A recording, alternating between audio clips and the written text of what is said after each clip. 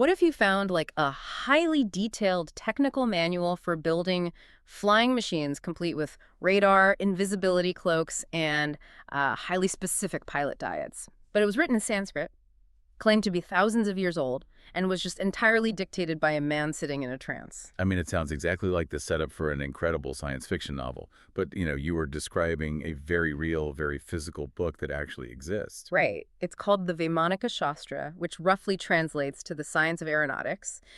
And our mission today for this deep dive is to figure out exactly what it takes to fly one of these ancient Indian flying machines. The Vimanas. Exactly, the Vimanas.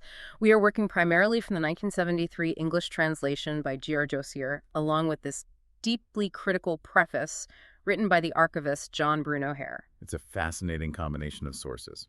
It really is. We are going to explore where ancient mythology, early 20th century anxieties, and, well, pure human imagination just crash into each other.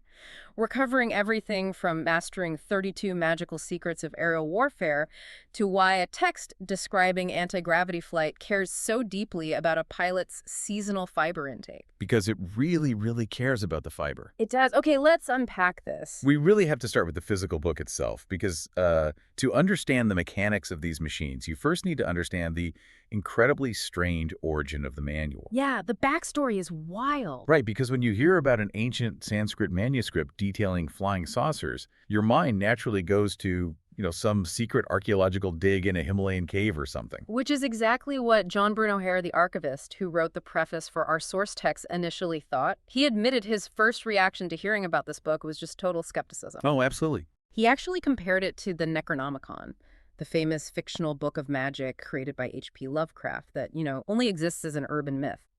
Hare literally asked himself if he had lost his mind when he saw this aeronautics manual listed for sale in a catalog.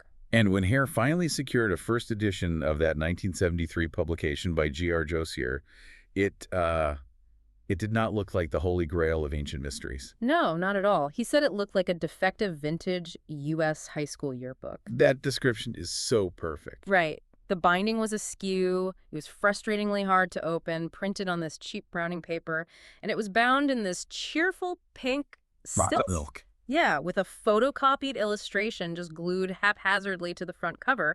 He joked that nobody would even look at it twice at a neighborhood garage sale. Honestly, they wouldn't. Apparently, a massive chunk of that 1973 print run just ended up dumped in a root cellar in Bangalore, completely forgotten. But the real story is where the text inside that pink silk cover actually came from. Because it wasn't unearthed from a tomb, it was channeled. Right, dictated. Exactly. Between 1918 and 1923, a Brahmin, which in the traditional Hindu caste system is the class of priests, teachers, and scholars, named Pandit Subbaraya Sastry, began dictating this incredibly dense, technical Sanskrit text.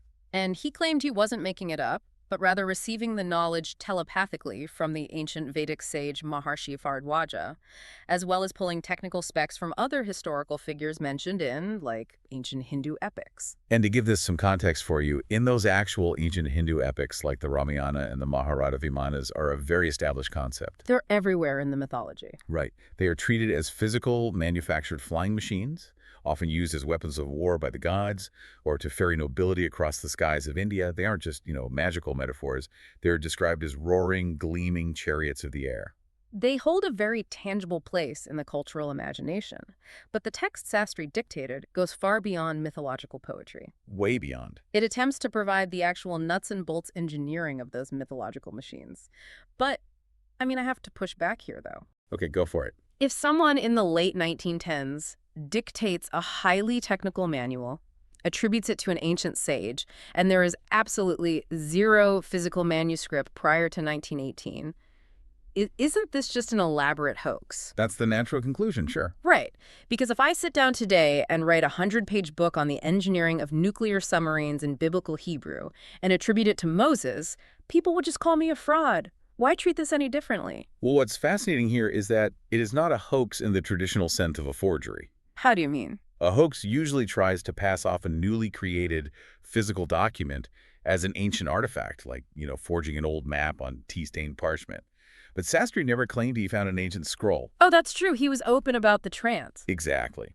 He openly stated from the very beginning that the text was being channeled through his own occult perception. You just have to buy into his belief that channeling works. Which is a big leap, but okay. Right. But from a historical perspective, the authenticity of the ancient sage doesn't actually matter. What matters is that this text is a profound reflection of its specific time. Think about the years it was dictated, 1918 to 1923. Right at the end of World War I, the absolute dawn of terrifying mechanized aerial warfare. Yes. You have this deeply rooted ancient mythological tradition of Vimanas in Indian culture colliding head-on with the explosive reality of early 20th century aviation and global conflict. Oh, wow. So he's processing his era. Sastry's mind is trying to process modern technological marvels, biplanes dropping bombs, aerial dogfights, the very idea that the sky is now a battlefield, and he's doing it through the lens of ancient spiritual authority. He is using the ancient past to make sense of a terrifying new present. Which perfectly sets us up to look at how the manual actually tells you to fly one of these things. Because according to the Vymanika Shastra, being a pilot has, well, very little to do with reading an altimeter or pulling back on a throttle. It's an entirely different skill set. Here's where it gets really interesting. The text explicitly defines a pilot as one who knows the secrets. 32 of them, to be exact. And you have to remember, these aren't secrets like how to adjust the wing flaps to prevent a stall. No, not at all. These are operational secrets that read incredibly like modern electronic warfare and countermeasures, just described using the mystical vocabulary available to a scholar in the 1920s. It really is like James Bond's Aston Martin if it had been designed by an alchemist. That is a great way to put it. Let's look at the mechanisms for a few of these, because the manual doesn't just say make the ship invisible, it tries to explain how. There is a secret called Gudha, which is straight-up invisibility. Right, the cloaking mechanism. The text says the pilot harnesses the dark content of the solar ray to hide the Vimana from the enemy. Then there's a Drishya, which achieves invisibility by attracting the force of the ethereal flow in the sky to produce a white cover. Which is so striking. If you look at modern stealth technology today, where we use radar-absorbing materials and angular deflections to hide a jet signature, Sastry is attempting to describe that exact same concept of bending environmental energy to cloak the ship. He even anticipates modern reconnaissance. There is an entire section on surveillance called Rupa Karshana. Yes, the viewing screens. The manual describes using a photographic yantra, which just means machine or instrument, to get a television-like view of things happening inside an enemy plane. Sastry doesn't know the physics of a cathode ray tube, so he describes a magical viewing device that operates on principles of light attraction. It's pure speculative engineering. The psychological warfare countermeasures are what I find most unsettling, though.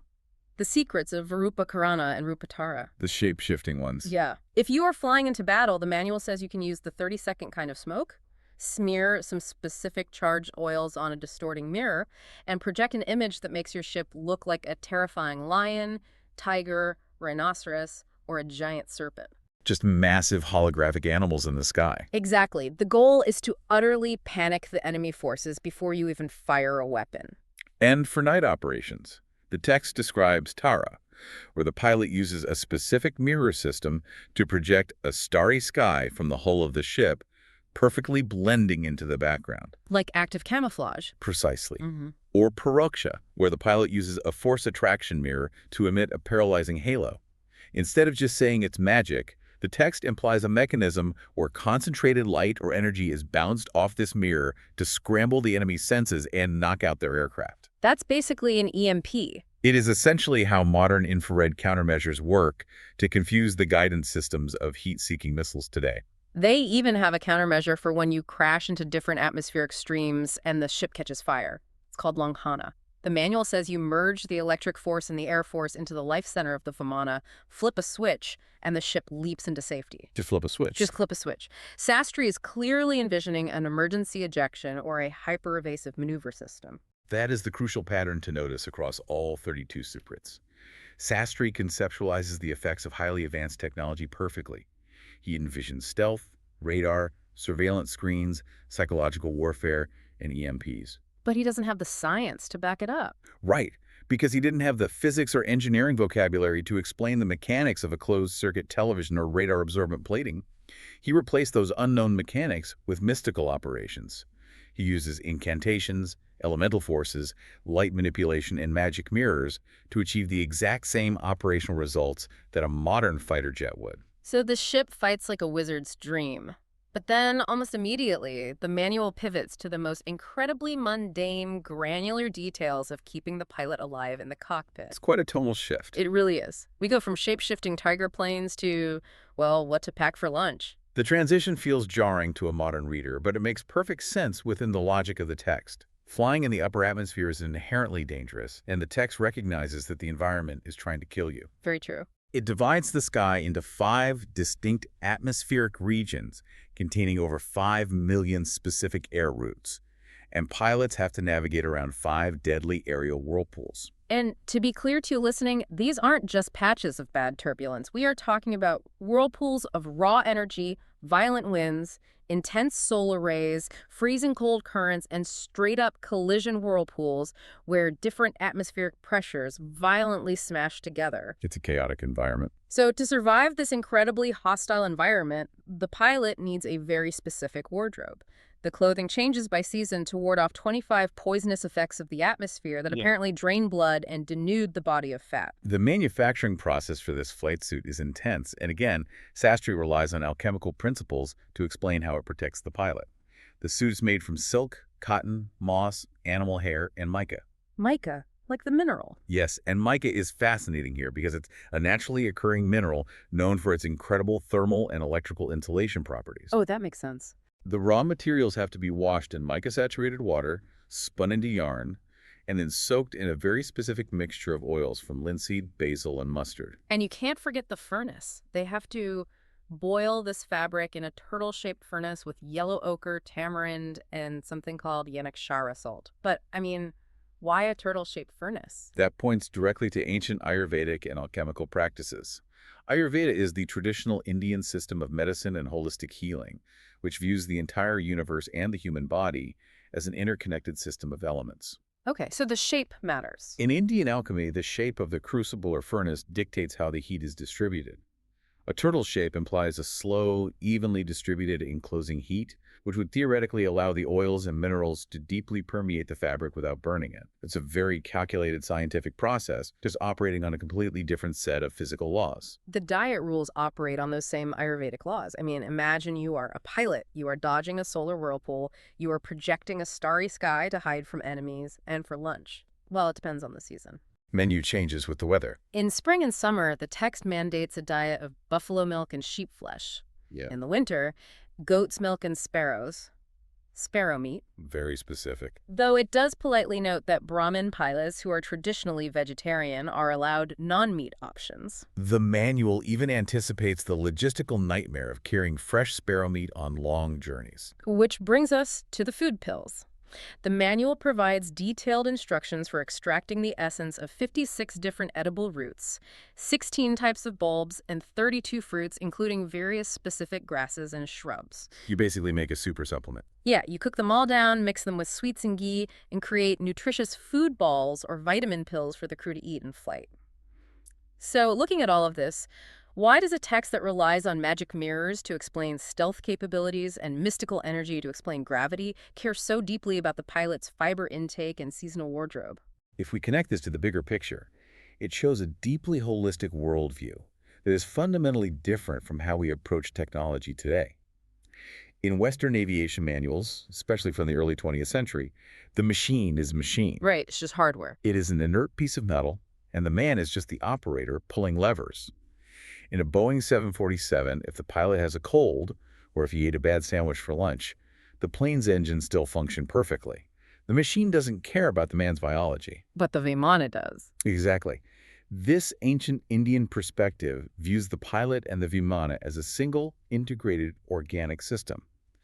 The pilot's physiological, dietary, and spiritual health are treated as literal, mechanical components of the machine's operating system. That is so cool. If the pilot's bodily humors are unbalanced because he ate the wrong bird in winter, his personal resonance is off. And if his resonance is off, his ability to manipulate the ethereal flow fails, and the Vimana's magical capabilities collapse. The man is part of the circuitry. I love that concept. The pilot as a literal component of the engine. But, I mean, If the pilot has to be perfectly organically tuned to the machine itself can't just be made of regular mass-produced steel and iron. Not at all. It has to be as complex and esoteric as the person flying it. So what does the hardware actually look like? What is a Vimana made of? Thankfully, we don't just have to imagine it based on the text.